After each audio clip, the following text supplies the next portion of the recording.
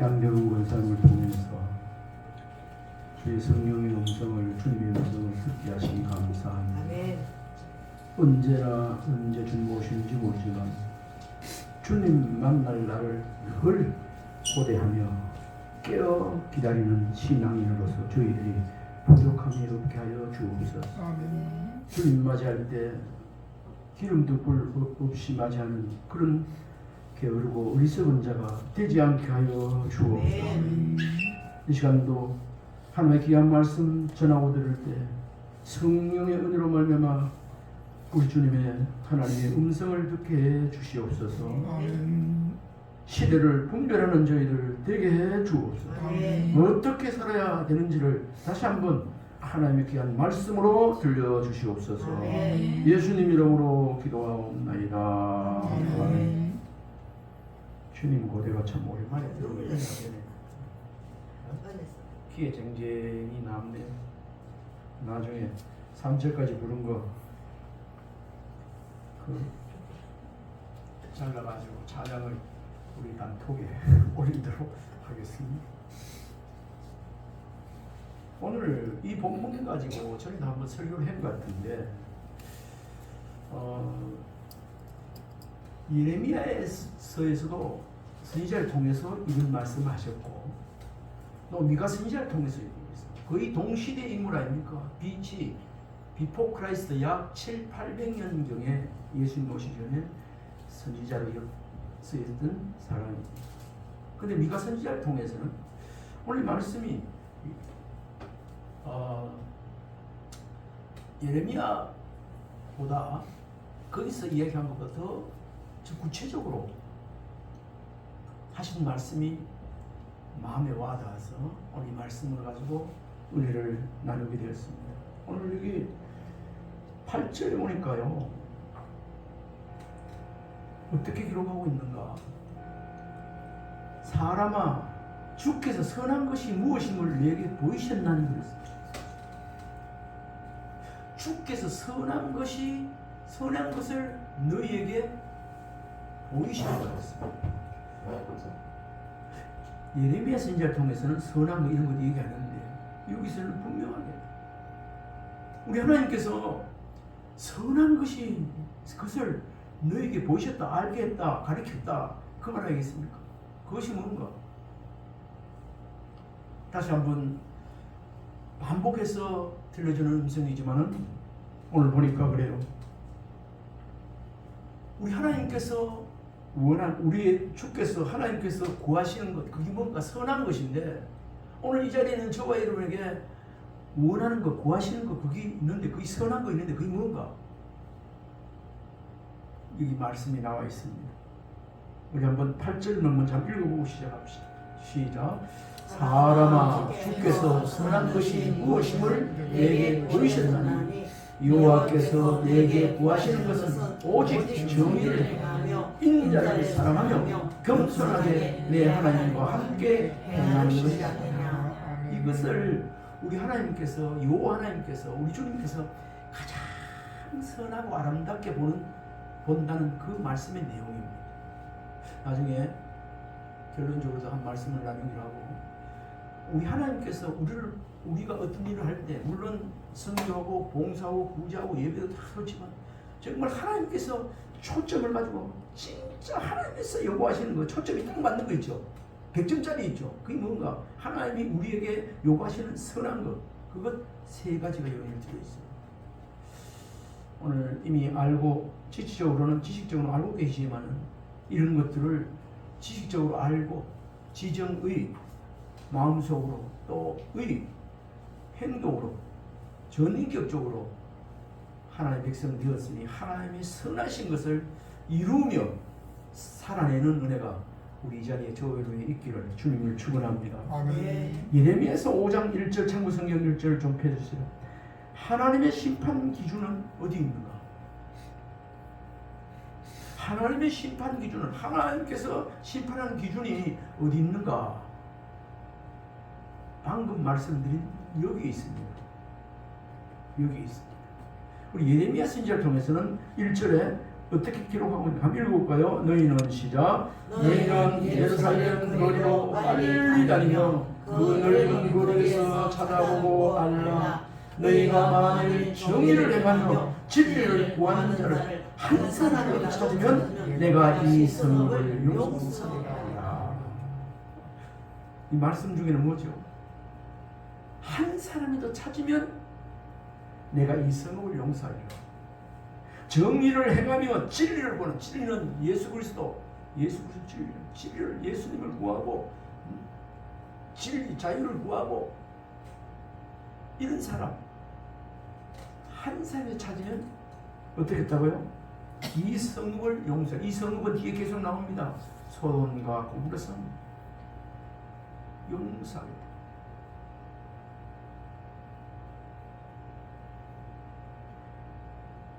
한 사람도 없었다는 얘기가 있습니다. 이때 만약 정의를 행하며 여기 진리를 구하는 한 사람이 있었으면 성읍 전체가 심판 안 당해요. 이 말씀을 보면서 아브라함이 그 소알 그러니까 소돔성 불비가 내려서 심판할 때 아브라함이 하나님께서 도저히 묵과못 이 성을 내가 불비로 태워 없애버려야 되게 할 때 아브라함이 구하지 않습니까? 만약 이 성에 50인의 의인이 있으면 어쩌합니까? 그걸 용서해 주겠다. 그 다음에 45인이 있으면 어쩔까요? 그런 용서해 줄 거예요. 그 다음에 아브라함이 자꾸 내려가다 죄송함, 우리 오늘 말로 표현하면 죄송합니다 하나님, 죄송합니다만 다시 한 번 더 잡게요. 나중에 40명, 30명, 25명, 20명 마지막에 몇 명까지 갔죠? 10명까지 갔습니다. 그 다음에는 뭐 죄송합니다 말도 마지막에 의인 10사람이 있으면 용서해 주세요. 의인 10사람이 있으면 어찌하렵니까? 마지막에 하나님께서 의인 10사람은 있어도 내가 이 성을 멸망시키지 않으리라 용서하겠다고 했어요. 창세기 18장 32절에 아브라함이 또 이르되 주는 노하지 마옵소서. 내가 이번만 더 아뢰리이다. 거기서 10명을 찾으시면 어찌하려 하시나이까. 이르시되 내가 10명으로 말미암아 멸하지 아니하리라. 그러니까 소돔과 고모라 성이 어찌 됐죠? 의인 10명이 없어서 불비가 내려가지고 완전 이스라엘 사해바다 그 지나가니까 저 산 등성이 이렇게 있는데 여인의 산같이 산 특유에 꼭 이렇게 여인이 산같이 산 그 있더라고. 그걸 가리키면 저기 로세 처에 그 송기둥이 된 송기둥이다 하면서 저걸 바라보고 근데 꼭 사람 여자 목소리 색이 있어요. 뒤돌아보지 말아야 돼. 뒤돌아보다가 소금 기둥이 되고 여기서 우리가 얻을 수 있는 교훈은 하나님은 정의를 행하며 진리를 구하는 이런 한 사람, 이런 사람, 의인 한 사람을 찾고 있습니다. 의인 한 사람이 없어 멸망한 그 도시 소돔과 고모라.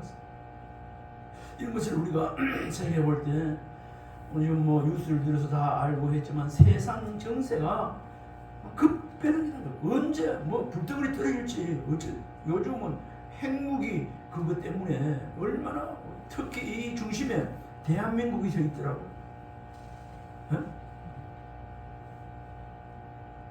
러시아 푸틴이 김정은이 와가지고 해가면서 동맹을 새로 맺고 뭐 전쟁이 자동이 이런 것 때문에 난리 났고 중국은 또 우리나라가 핵무기를 만든다면 중국은 또 안 된다고 난리지. 우리나라 핵무기 만들면 허락하게 되어지면 중국이 만들고 완전히 대만까지 막 복잡하고.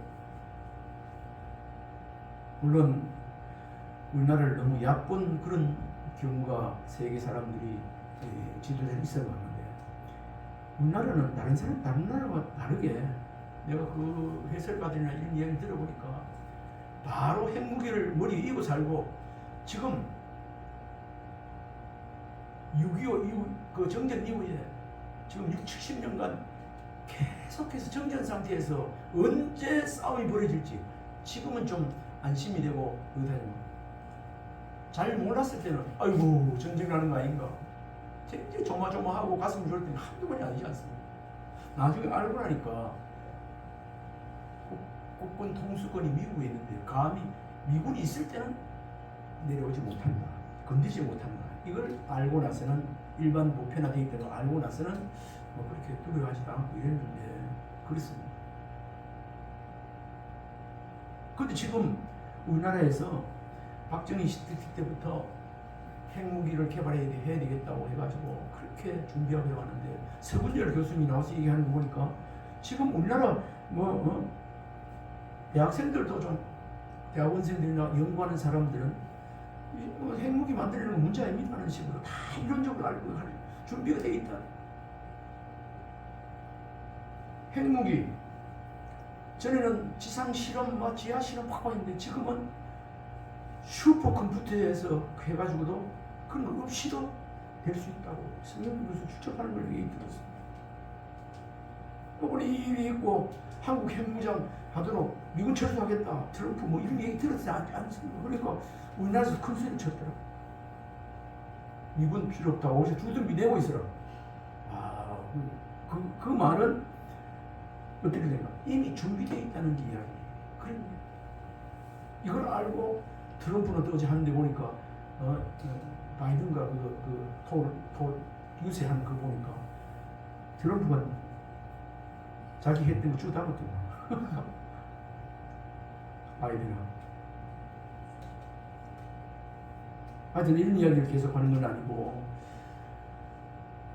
우리나라 그 정도로 많이 준비를 해와 있어가지고 그러더라고.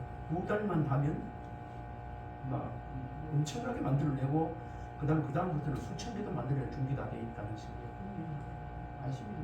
그런데 저는 개인적으로 묵상하면서 그런 생각도 해봤습니다. 우리가 한미동맹이 굳건해야 된다, 핵무기를 가져야 된다, 핵무기 있어야 이것도 원리적으로 필요한 겁니다. 그러나 핵무기보다 더 무서운 존재, 하나님의 심판인 줄 믿으시기 바랍니다. 물론 그런 거 준비가 되어지고 갖추고 이런 것도 다 하나님 일반 은총 가운데 해결되고 허락되어야 되는 거지만은, 하나님을 핵무기보다 더 두려워해야 된다는 거, 하나님을 먼저 인색해야 되는 존재가 이 시간 하나님의 백성, 저와 여러분인 줄 믿습니다. 아멘.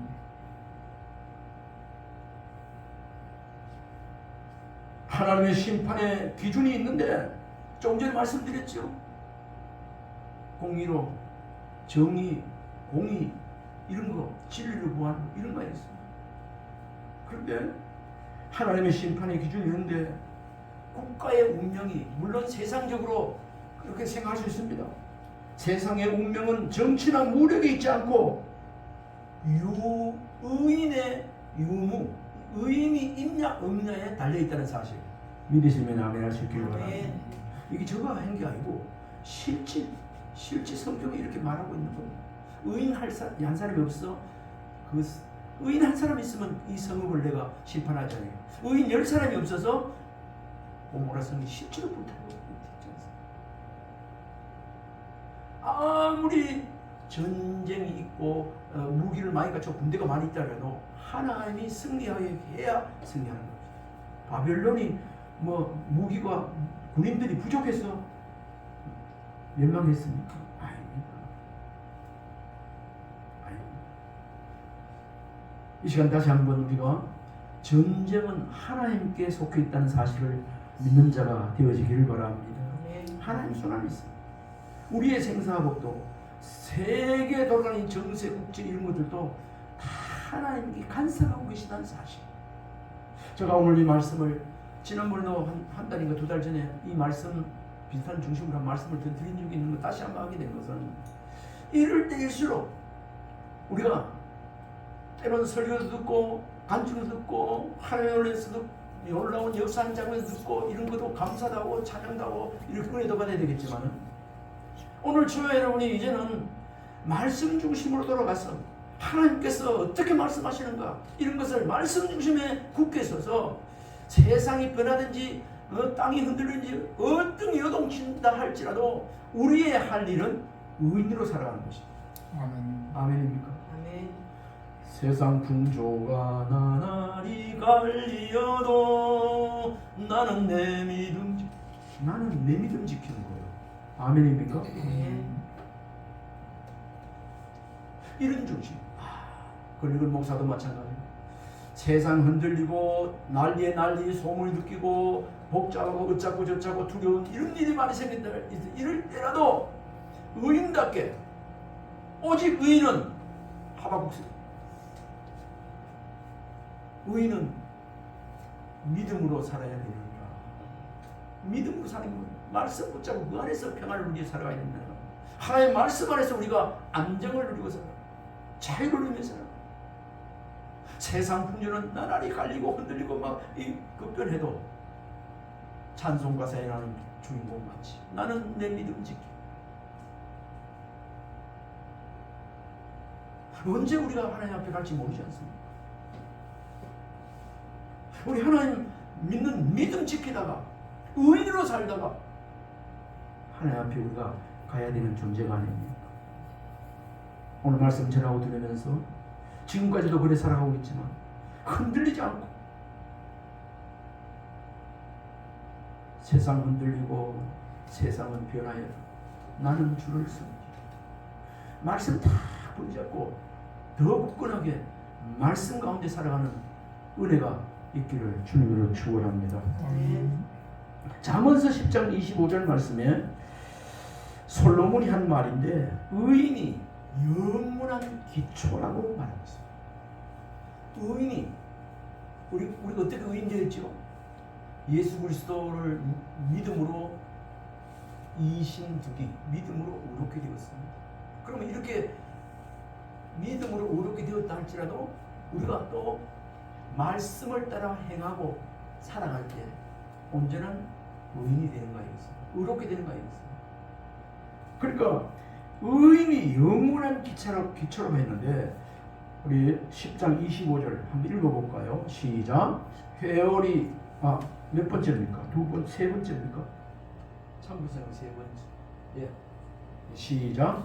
회오리 바람이 지나가면 악에는 없어져도 의인은 영원한 기초 같은. 한 번 더 시작. 회오리 바람이 지나가면 악에는 없어져도 의인은 영원한 기초 같으니라. 의인은 하나님께서 든든히 의로운 하나님의 전능한 손으로 붙잡아 주시면 든든한 겁니다. 굳건한 반석 이시니 그 위에 내가 서리라. 그게 이렇게 되는 거예요. 우리 선교사들 아프리카나 저런 데 가서 보면은 그런 간증을 적어놓은 그걸 읽어본 적이 있습니다. 제가. 선교사님이 가서 막 선포하고 이럴 때는 다른 데는 막 소나기가 엄청 쏟아지고 난리식인데, 가서 선교하는 거기는 쨍쨍하다. 옷을 빨아입고 이렇게 더럽고 해야 되는데 그럴 것 할 것 없이 막 다니다 보면 언제 자고 나고 하면 옷도 깨끗하게 세척되어 있더라. 실제로 선교사님 감정에 그 책을 읽어봤습니다. 하나님 하실 수 있는 분인 줄 믿으시기 바랍니다. 광야 시대 이스라엘 백성들 40년간 광야 생활 할 때도 그들이 농사 지었나요? 안 지었습니다. 빨리 하고 뭐 해입었다는 소리 하나도 없어요. 고기 먹고 싶다 하니까 막 메추라기를 막 농사 아니도 만나를 먹고 그렇게 살았어요. 굶어 죽었다는 사람 한 사람이 없어요.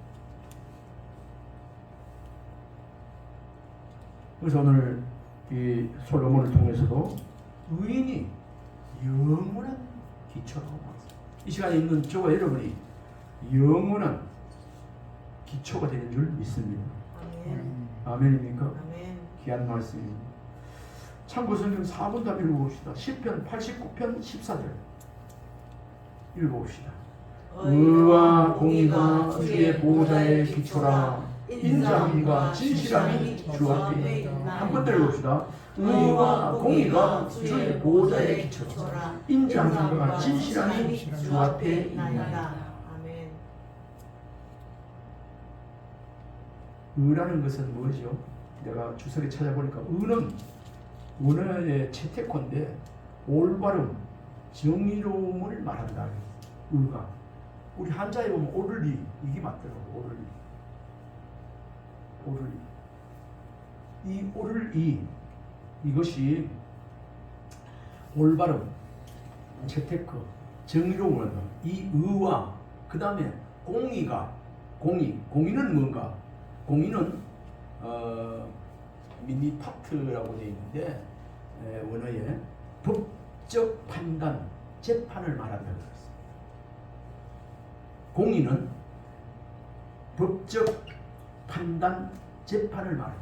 그러니까 옳게 판단하는 것, 그러니까 올바름, 정의로움 이런 것의 공의가 법적 판단, 재판이 바르게 되는 것, 이것은 뭐라고요? 그 뒤에 주의 보호자의 기초라 말하고 있습니다. 주의 보호자의 기초라.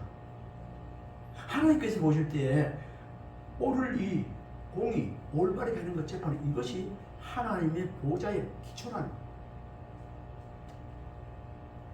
오늘 말씀 준비하면서 이 말씀을 처음 찾아보고 오늘 찾아봤는데 이런 말씀이 있어요. 주의 보호자의 기초라. 주의 보호자의 기초라는 말은 뭔가? 보호자는 통치자의 위치, 권위를 상징한다고 했습니다. 이걸 연결해서 의와 공의가 주의 보호자의 기초라 이 말은 무슨 말이겠습니까? 올바름, 정의로움으로 재판하는 것, 재판은 이것은 통치자의 권위를 상징하는데 주의 보호자의 기초가 됩니다. 그래 통치자로서 이걸 가장 기본으로 보고 바른 것을 판단한다. 그 말입니다. 지금 이 시간 저와 여러분이 옳은 일을 따라서 바르게 판단하고 바르게 나가는가? 그럴 때 하나님은 보고 계세요. 하늘 보좌에서도 오늘 여기 있는 것 같이 주의 보좌에서도 그걸 바르게 보고 바르게 판단하고 계신 통치하신 분이 우리 하나님인 줄 믿으시기 바랍니다. 그래서 저도 아까 말씀드렸지만 하나님의 심판 기준은 국가의 운명은 정치나 무력이 있지 않고 의인의 유무에 있다는 것, 하늘 보좌에 있다는 것, 그거 말씀 아니겠습니까? 이런 것을 좀 전에도 소개했지만 소돔과 고모라성이 멸망할 때도 이것 때문에 하나님께서 유무에 따라서 이거 옳은 것, 재판 이런 것들 의의 공의로움 이걸 보고 하나님께서 판단하셨다는 것. 진리를 찾는 자, 정의를 행하며 진리를 구하는 한 사람이 찾으면 내가 이성을 이거 다 하늘 보좌에서 하나님께서 통치하고 보고 바르게 죽이고 살리고 판단하고 심판하는 그런 말씀이 오늘 말씀이 되겠습니다. 제가 시편 89편 14 다시 한번 읽어보겠습니다. 의와 공의가 주의 보호자의 기초라. 인자함과 진실함이 주 앞에 있느니라.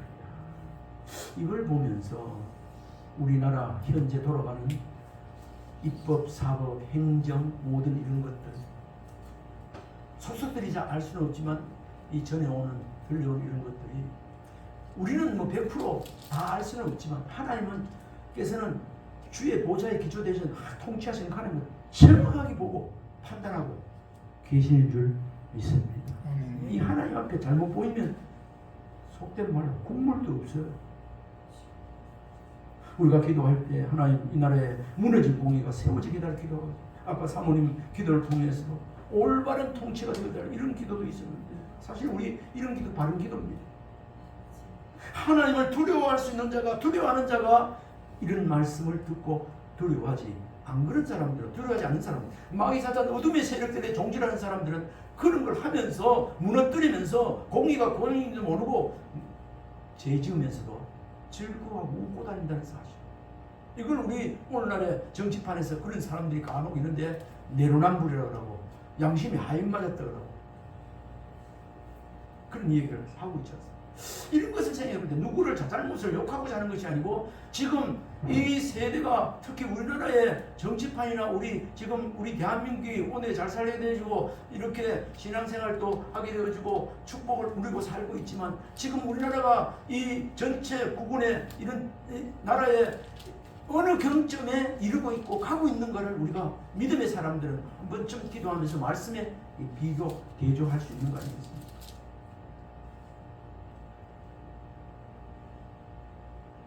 이런 걸 모르는 사람은 기도할 수도 없고 하지만 이런 것을 아는 사람은 하나님 진노 중이라도 긍휼을 베풀다. 제가 더 많이 기도하지 못해서 그렇습니다. 하나님 더 이렇게 빛된 삶, 소금의 삶 살지 못해서 용서해 주세요. 용서해 주세요. 진노 중이라도 긍휼을 베풀달라고 우리가 기도하는 문제, 이런 걸 알고 있기 때문에 그렇습니다. 하나님 저들 몰라서 그래요. 우리 세계 경제학자나 모든 역사가 나오는 사람들이 우리 대한민국 같이 이렇게 된 나라가 세계 역사상 지금까지 한 날도 없다는 거예요. 그렇게 일본 36년 식민지하에서 또 1, 2, 3년도 못 되어서 전쟁이 나서 폐허가 된 나라에서 오늘날에 3만 5천 분이 넘고 경제적으로 선진국이 되어지고 원조를 받던 나라가 원조하며 세계에서 정의를 공의를 베푸는 그런 대열에 서서 이렇게 선도적으로 나아가는 그 교수들이 아니면 그 학자들이 이런 나라가 지금까지 전부에 허용했다고 우리 대한민국을 지칭하고 이렇게 된 배후에는 우리 하나님이 계셨는 줄 믿습니다. 아멘. 우리나라가 70년대 80년대 한참 붕할 때 교회가 얼마나 붕했습니까? 할렐루야. 아멘. 교회가 세태되어지고 또 이렇게 하나님의 은혜가 넘치지 못 이렇게 되어지면요 또 이렇게 내려갈 수 있다는 것이죠. 저는 개인적으로 기도할 때 그렇습니다. 정말 영향력 있는 하나의 마음을 시원케 해주는 그런 선교사들 세계에서 가장 많이 보내는 나라, 뜻과 복음을 전하기 위해서 하나님 이 나라 경제가 더 성장하게 해달라. 그렇게 축복의 통로 대한민국, 제사장의 국가 돼서 세계 만방에 복음이 흘러 넘쳐가는 복음의 통로 대한민국 선교사들 대한민국 되게 해달라고 기도. 아마 저뿐만 아니라 기도하는 사람들은 다 이렇게 부산에도 교회가 1,800명이 되는데 새벽 기도하는 교회마다 목사님들은 몇 명 나오는지 간에 한 명 나와도 1,800명 아니겠습니까? 이렇게 보면 정말로 귀한 일이에요. 아멘이 되십니까? 아멘. 그런데 하나님 보실 때 심판의 기준에 겉으로 보면 뭐 새벽기도를 하고 철야기도를 하고 막 이렇게 막 직분을 갖고 목사가 그 심판 기준이 하나님의 기준에 합격돼요. 아멘. 자, 그럼 아멘입니까? 아멘. 세상에서는 아이고 뭐 듣고 뭐 이러고 하나님 보시기에 합격되는 그 사람은 우리 세상 기준으로 볼 때 금덩이 되는 최고예요. 알고 보니까 아이고 그 사람 때문에 그 집이 그렇게 잘 됐구나. 아이고 그 사람이 그 집에 완전히 그 며느리나 잘 봐가지고 완전 보물단지가 돌아가 저 집에 저게 흥하고 잘 되는 거야. 그런 얘기 들어보지요. 대한민국도 마찬가지고 나라 전체도 마찬가지고.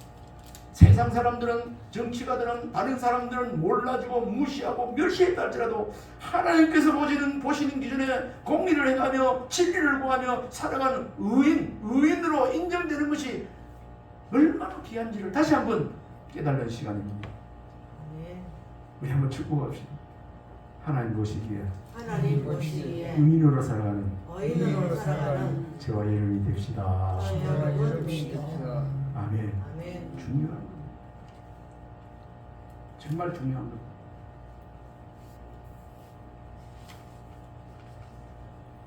이거는 이미 다 알고 계시겠지만은 일본의 신학자 우치무라 간조라는 그런 분이 있는데 이분도 사실 얼마나 신앙이 좋은지 그 많이 나옵니다.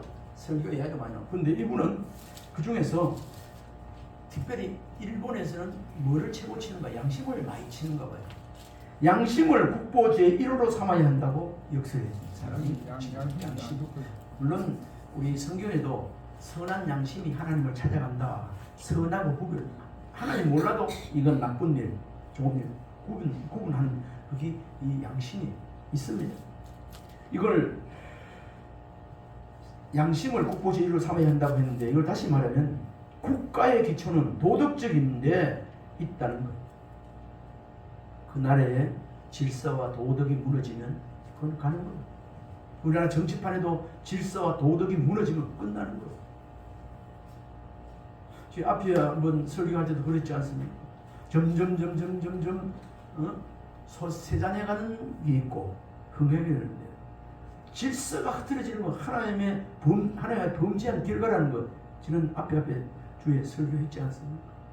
지금 우리나라가 질서가 무너지고 공의가 무너지고 막 이런 거 하나님 앞에 범죄한 그런 징벌의 결과라는 것. 그걸 우리가 적셔야 됩니다. 아멘 되십니까? 오늘 본문 여호와 하나님께서 구하시는 것 뭔가? 선하게 여기시는 게 뭔가? 우리 한번 8절 다시 한번 읽어보고 넘어가도록 하겠습니다. 8절 시작. 8절 시작. 사람아 주께서 선한 것이 무엇임을 내게 보이시니 여호와께서 내게 구하시는 것은 오직 정의를 행하며 인자를 사랑하며 겸손하게 내 하나님과 함께 행하는 것이 아니냐. 이게 그냥 지나가는 말씀에 구약 성경에 들어있는 말씀을 하지 말고 저와 여러분 이 말씀을 전하고 듣고 읽는 저와 여러분 한 사람이 여기에 주인공이 되어야 돼요. 이 자리는 저와 여러분이 이런 의인이 될 때에 하나님 인정을 받을 때에 이 나라는 사는 역사입니다. 조금 들어가서 들어봤습니다. 6절 7절에 보면 자신들의 불의한 행위는 고치지 않고 좋은 제물을 드리는 형식주의적인 예배 행위로 하나님을 기쁘시게 하려는 것. 이거 안 됩니다. 그게 어디 들어있죠? 내가 무엇을 가지고 여호와 앞에 나아가며 높으신 하나님께 경배할까? 내가 번제물 1년 된 송아지를 가지고 이거 가지고 하나님의 마음을 즐겨 하는 게 아니라는 거예요. 오늘 예배 드리러 올 때 막 헌금을 많이 내고 뭐 이렇게 물론 그것도 안 하는 것보다는 좋지만 그게 심판의 기준은 아니라는 거예요.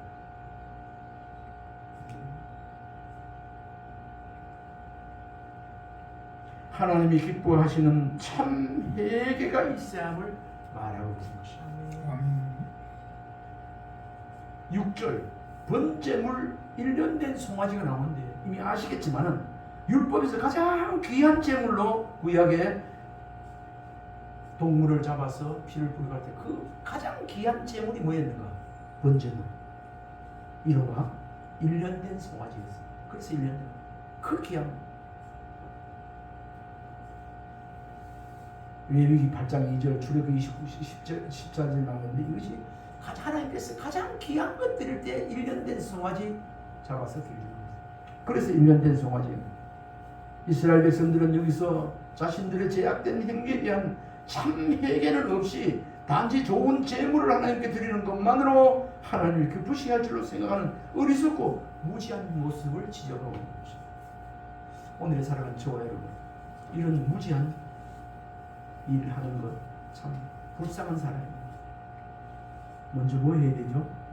의를 행하며 치료를 구하며 하나님과 겸손하여 하나님과 함께 하는 것이 아니냐. 그거 되면 되는 겁니다. 그거 하나님은 은도 내 것이고 금도 내 것이라고 그랬어요.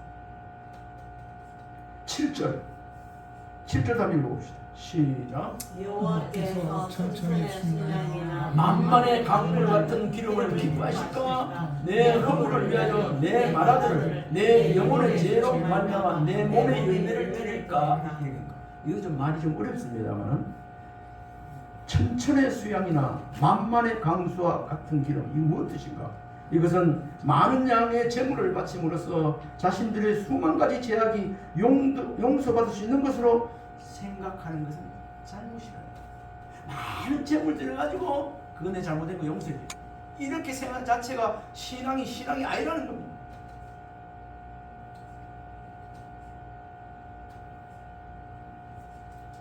여기 뒤에 보면 내 맏아들을 드릴까?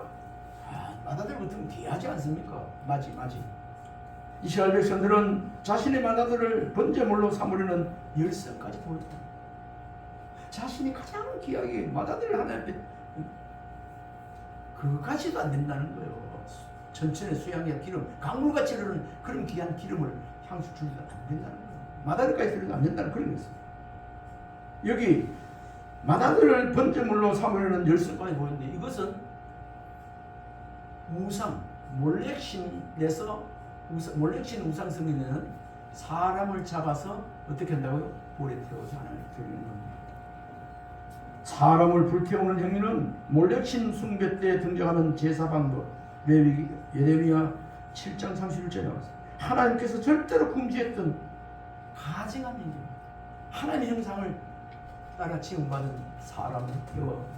지난번에 설교할 때 한번 얘기했죠.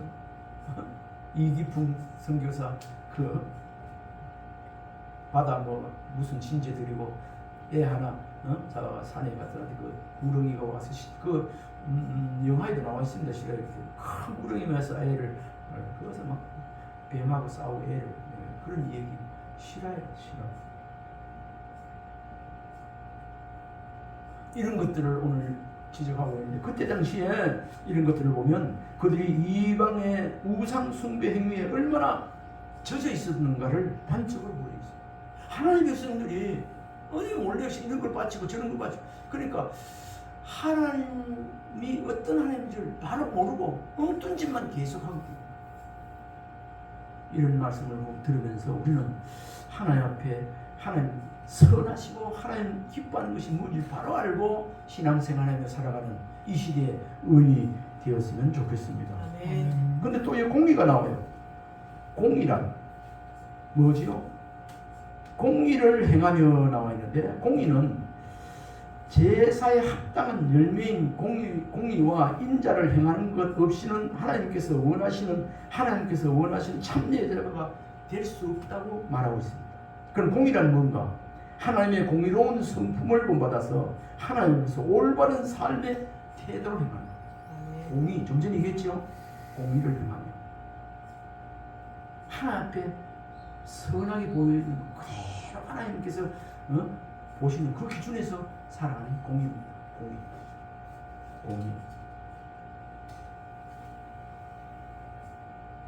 공의가 뭐겠죠? 원어를 찾아보니까 미시파트인데 법적 판단, 재판을 공의라 말하고 있어요. 의는 뭐죠? 채테크, 올바른, 정의로움을 말하는 거예요. 이것이 하나님의 보좌의 기초라고 했어요. 하나님께서 보시는 아주 기본적인 그겁니다. 거기에 그거 딱 대보고 맞으면 오케이. 아니면 아무리 뭐 만마리 천마리 온갖 다 뭐 예물을 드리고 뭐 해도 몸을 불사르게 태워줘도 안 되는 거예요. 맏아들 뒤아들 안 된다는 그런 말씀입니다.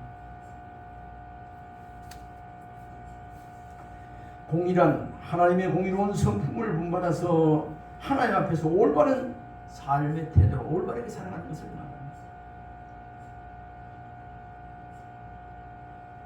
미가서 3장 1절에 이렇게 말씀하고 있습니다.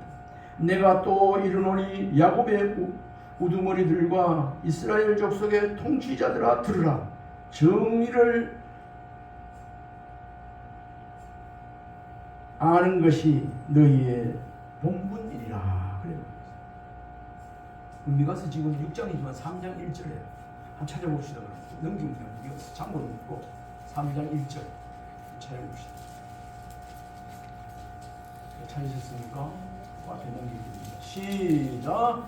내가 또 이르노니 같이 읽읍시다. 시작. 내가 또 이르노니 야곱의 우두머리들과 이스라엘 족속의 통치자들아 들으라. 정의를 아는 것이 너희의 본분이라. 정의를 아는 것이 본분이라고 했어요. 정의도 모르고 아무 일을 하면 전부 다 헛일이에요. 헛일.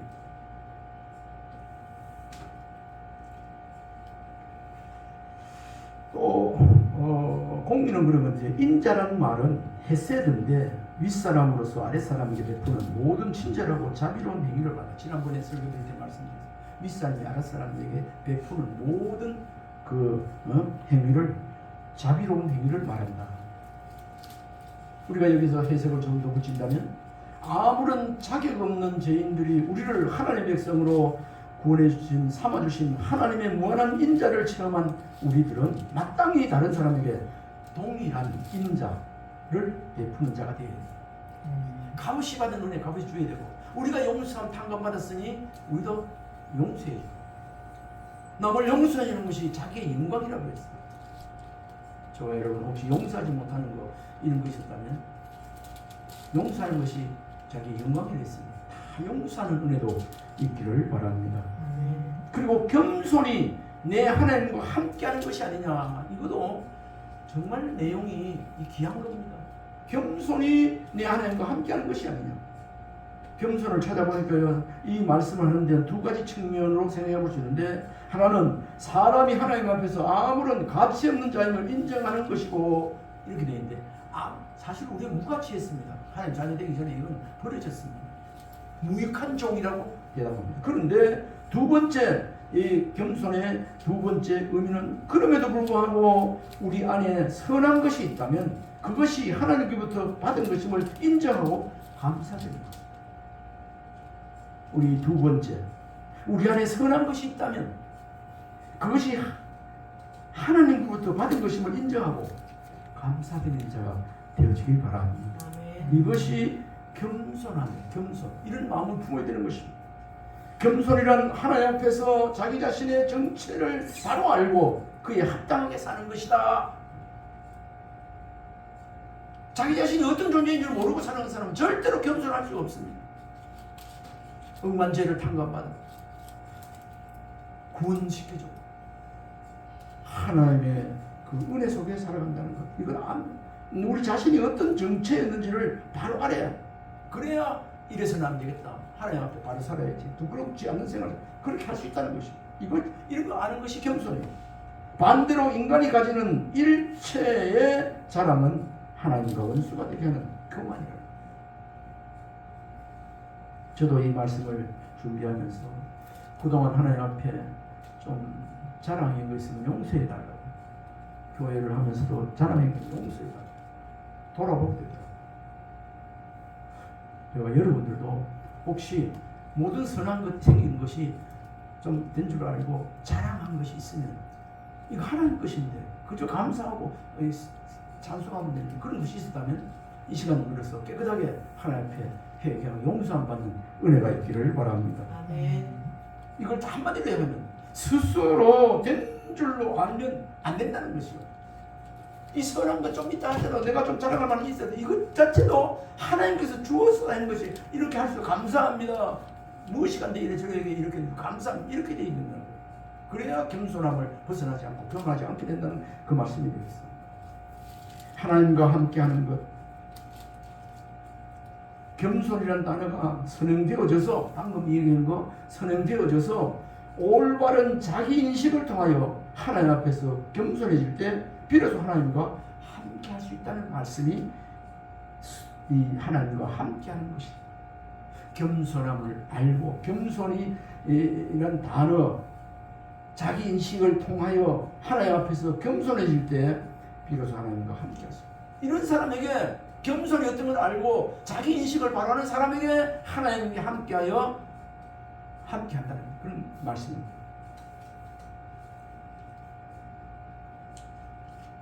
이제 정리를 합니다. 주께서 구하신 선한 것이 무엇이라고요? 오늘 나와 있습니다. 사람아 주께서 선한 것이 무엇임을 내게 보이셨으니 여호와께서 내게 구하시는 것은 오직 정의를 행하며 인자를 사랑하며 겸손하게 내 하나님과 함께하는 것이 아니냐 그랬습니다. 이 시간 세상 풍조는 나날이 갈리어도 하나님께서 선하게 여기시는, 요구하시고 선한 것을 요구하시는 그 중심에 살아가는 이 시간 저와 여러분이 되기를 바랍니다. 아멘. 우리 한번 축복합시다. 믿음 지키며 사는 자가 되세요. 믿음 지키며 사는 자가 되세요. 이 믿음이 뭐죠? 정의 행하며 인자를 사랑하며 겸손하게 하나님과 함께하는 좀 깁니다. 이게 다 말할 수는 없고 이런 중심에 올바른 공의로 정의로 겸손하게 하나님과 함께 살아가는 은혜가 저희를 주를 축원합니다. 아멘. 기도하겠습니다. 하나님, 저희들 이런 이 시대에 하나님의 보좌에 기초가 되는 그런 믿음을 지켜 사는 자가 되게 하여 주시옵소서. 아멘. 겸손히 주를 섬길 때 괴로운 일이 많겠지만 하나님의 은혜를 생각하며 잘 감당하게 하시고 세상 풍조가 나날이 갈지라도 믿음 지키며 하나님 앞에 옳게 바르게 살아가는 그런 은혜가 저희들에게 있게 하여 주옵소서. 정의를 행하며 인자를 사랑하며 겸손히 하나님과 함께하는 자가 되게 하여 주옵소서. 이 자리에 아름다운 교회 성도님들 이 시대에 의인으로 살아갈 수 있도록 큰 은혜를 베풀어 주시옵소서. 아멘. 예수님 이름으로 기도드리옵나이다. 아멘. 515장.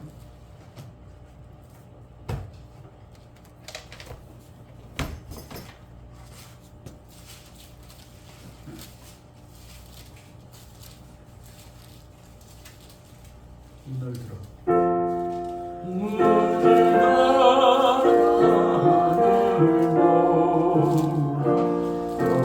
어지러운 세상 중에 곳곳마다 상한 영의 탄식 소리 들려